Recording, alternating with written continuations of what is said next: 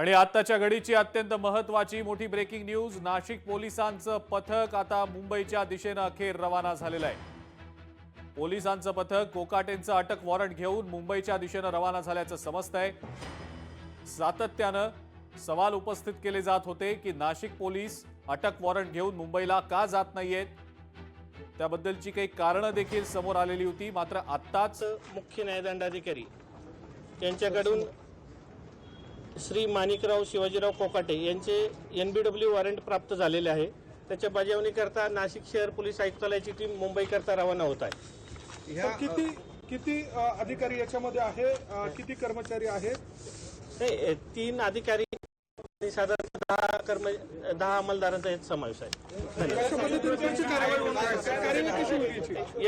NBW जे warrant प्राप्त झालेले आहे त्याची बजावणी करण्यात येणार आहे। बरं, आपण लीलावती हॉस्पिटलमध्ये जाता या सगळ्या टीमला घेऊन?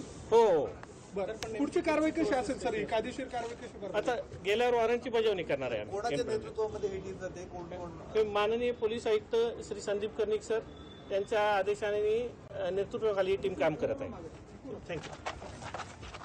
तर नाशिक पोलिसांचं हे पथक आता मुंबईच्या दिशेने रवाना झालेलं आहे।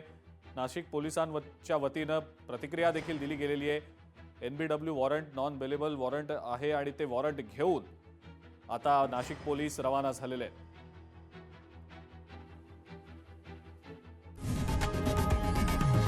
लोकशाही मराठी ऐका, पहा, जागरूक रहा।